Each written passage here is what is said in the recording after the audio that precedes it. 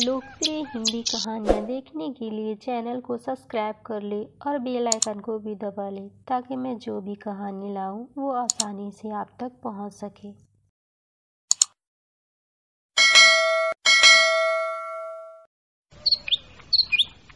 राजकुमारी रोजी की खूबसूरती की चर्चा पूरे गांव में फैली हुई थी और भला हो भी क्यों ना, वो इतनी खूबसूरत जो थी। सुनहरी आंखें, तीखे नयन, दूध सी गोरी काया, कमर तक लहराते बाल सुंदरता में चार चांद लगाते थे।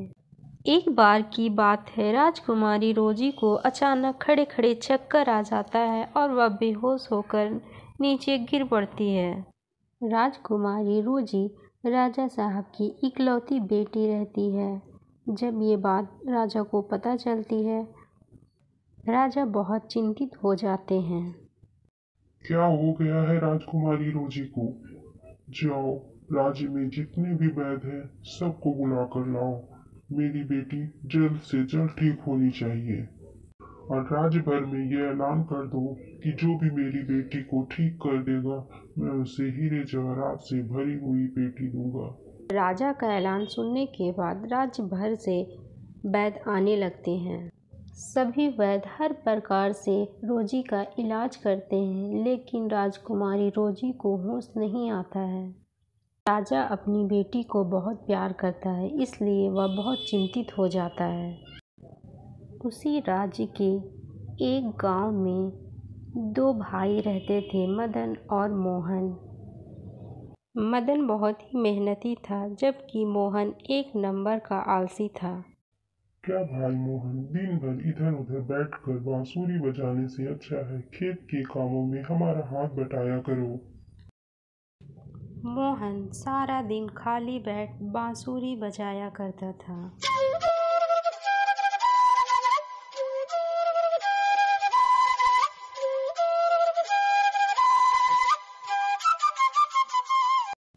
और मदन सुबह ही अपने पिताजी के साथ खेत चला जाता और खेत के कामों में हाथ बटाता, हल जोतता और अन्य काम करता रहता। बेटा, उधर की जुताई हो जाए तो इधर आ जाना, थोड़ा काम है इधर।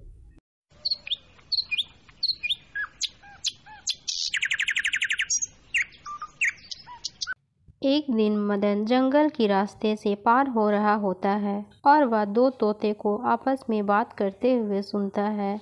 वह आदमी की भाषा में बात कर रहे होते हैं और कहते हैं, तुम्हें पता है, यहाँ के राजा की बेटी अपना होश खो गई है और बहुत दिनों से बेहोश है।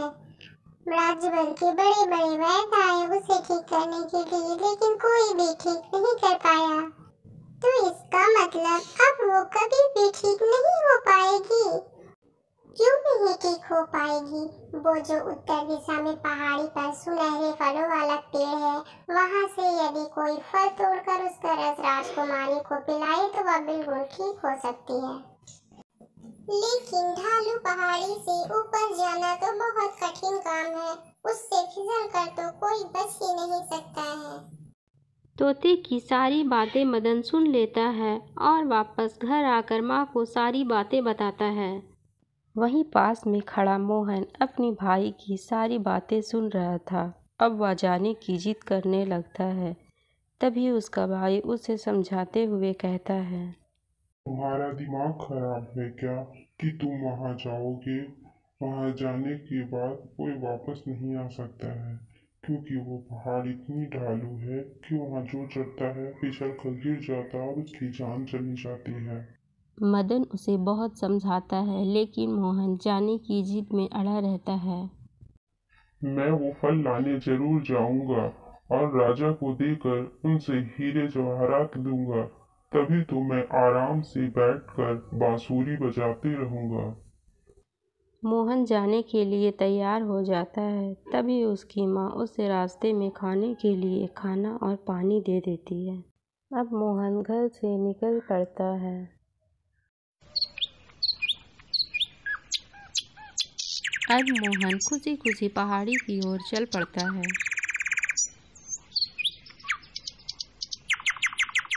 मदन जैसे ही पहाड़ों के पास पहुंचता है, उसे वहां खड़ी एक बुढ़िया मिलती है। वह बुढ़िया उससे कहती है, मुझे बहुत भूख लगी है बेटा, कुछ खाने को दे दो। हट बुढ़िया, मैं जरूरी काम से जा रहा हूँ। खाना तुझे दे दूंगा तो मैं खाऊंगा क्या? इतना कहकर जॉन आगे बढ़ जाता है।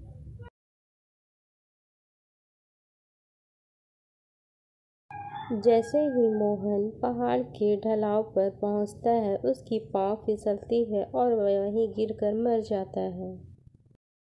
कई दिनों तक परिवार वाले मोहन का इंतज़ार करते रहते हैं, लेकिन मोहन का कोई अता पता नहीं होता है। कई दिनों के इंतज़ार के बाद मदन भी अब घर से निकल पड़ता है। माँ मदन को भी रास्ते में खाने के लिए खाना और पानी दे देती है। मदन जल्दी जल्दी पहाड़ की ओर चल पड़ता है ताकि वह जल्दी पहुंच सके।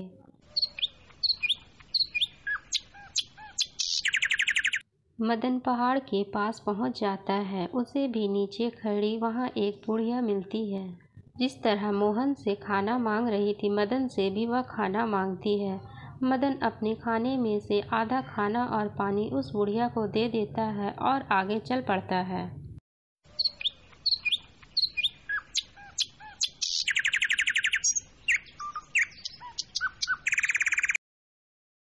मदन जब पहाड़ से ऊपर चढ़ने लगता है, उसके भी थोड़े थोड़े पैर फिसलने लगते हैं, लेकिन वह किसी तरह ऊपर चढ़ जाता है।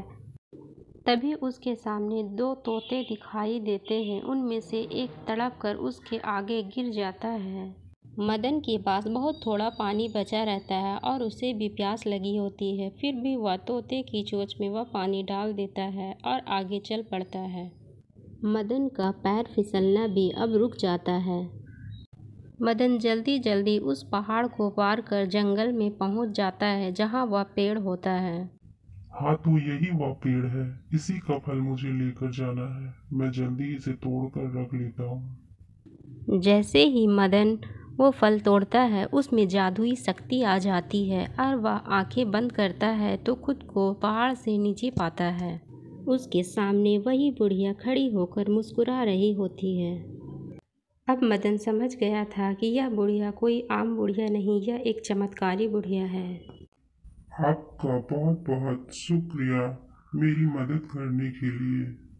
मैंने तुम्हारी कोई मदद नहीं की है, तुमने अपनी मदद खुद की। जो दूसरों की मदद करता है, ऊपर वाला उसकी मदद करता है। अब मदन वह फल लेकर खुशी खुशी राजा के महल पहुंच जाता है। मदन वहां पहुंचकर सारी बातें राजा को बता देता है। राजा भी अब वह फल का रस अपनी बेटी के मुंह में डालता है। जैसे ही राजकुमारी रोजी के मुंह में वो रस डाला जाता है, वह होश में आ जाती है। अरे वाह, ये तो चमत्कार हो गया। मेरी बेटी होश में आ गई। ये तो बहुत खुशी की बात है। जो काम राज्य के बड़े बड़े वैद्य नहीं कर पाए, वो तुमने कर दिखाया। तुम मेरे लिए किसी राजा से कम नहीं हो। आज तुमने मेरी बेटी की जान बचाई है, नई जिंदगी दी है तुमने रोजी को। मांगो, तुम्हें क्या चाहिए इनाम में, मैं तुम्हें सब कुछ दे दूंगा। तुमने सिर्फ राजकुमारी रोजी की जान ही नहीं बचाई है, तुमने मेरी प्राण बचाई है, क्योंकि रोजी मेरी इकलौती औलाद है और ये जो है सब कुछ उसी का है। अगर उसे कुछ हो जाता तो मेरी दुनिया ही बर्बाद हो जाती। राजा साहब, मैंने आपकी बेटी की जिंदगी कोई लालच में नहीं बचाई है। अगर मुझे कुछ आप देना चाहते हैं तो ज़्यादा कुछ नहीं, मेरे पास बहुत थोड़ी सी ज़मीन है। यदि आप मुझे 5 एकड़ ज़मीन दे दें तो मैं ज़्यादा खेती करके आराम से रह सकूंगा। तभी राजा मदन से कहता है, सचमुच तुम मेहनती और ईमानदार हो, तभी तो तुमने इतना छोटा इनाम मांगा है। हम तुम्हारा विवाह अपनी बेटी राजकुमारी रोजी से करेंगे। हम तुम्हारा तिलक करना चाहते हैं। कहो, तुम इस बारे में क्या कहना चाहते हो? मेरी बेटी राजकुमारी रोजी से विवाह करोगे या नहीं? तभी मदन कहता है, पहले मैं अपने माता पिता की आज्ञा लेना फर्ज समझता हूँ। मदन की बातें सुनकर राजा और भी प्रसन्न हो जाते हैं और कहते हैं, मैं खुद ही जाकर तुम्हारे माता पिता से विवाह की बात करना चाहता हूँ। सचमुच तुम्हारे माता पिता धन्य हैं जो उन्होंने तुम्हारे जैसे मेहनती और होनहार पुत्र को जन्म दिया है।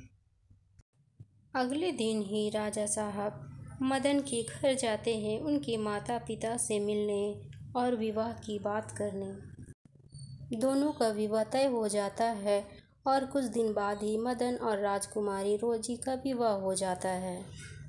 राजा साहब विवाह के बाद मदन के माता पिता को बहुत बड़ी मकान, खेती के लिए जमीन और काफ़ी धन दे देते हैं। विवाह के बाद मदन राजकुमारी के साथ महल में रहता है और उसके माता पिता एक बहुत बड़े हवेली में रहने लगते हैं। अब सभी की ज़िंदगी खुशहाल हो जाती है और हंसी खुशी बीतने लगती है।